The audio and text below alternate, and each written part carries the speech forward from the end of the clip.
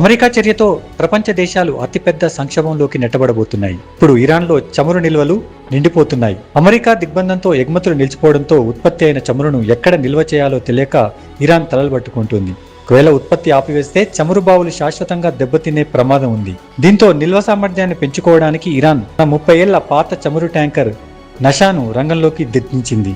దీన్నే dead tanker అని కూడా అంటారు. ఇరాన్ చమురు ఎగుమతుల్లో 90% వాటా కర్గ్ ఐలాండ్ నుంచే వస్తోంది. ప్రస్తుతం అక్కడ నిల్వలు గరిష్ట స్థాయికి చేరుకున్నాయి. కర్గులో మొత్తం సామర్థ్యం 30 మిలియన్ బారెళ్లు కాగా ప్రస్తుతం 13 మిలియన్ బారెళ్లకు మాత్రమే నిల్వ సామర్థ్యం ఉందని నిపుణులు చెబుతున్నారు.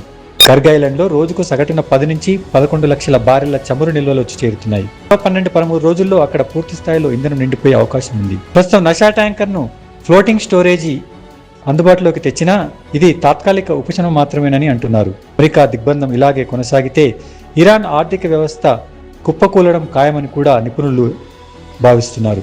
చమురు నిల్వలు భూగర్భంలో గ్యాస్, నీటి ఒత్తిడి మధ్య ఉంటాయి. ఉత్పత్తిని అకస్మాత్తుగా నిలిపేస్తే ఒత్తిడి పెరిగి దిగువన ఉండే నీరు చమురు ఉన్న భూగర్భ పొరల్లోకి చొచ్చుకొస్తుంది. దీనివల్ల చమురు శాశ్వతంగా రాళ్ల మధ్య చిక్కుకుపోయి భవిష్యత్తులో వెలికితీయడానికి కూడా సాధ్యపడదు.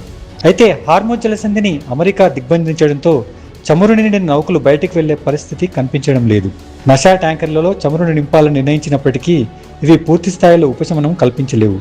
ఒకవేళ చమురు బావులను మూసేస్తే ఇరాన్ భారీ నష్టాన్ని ఎదుర్కోవాల్సి ఉంటుంది.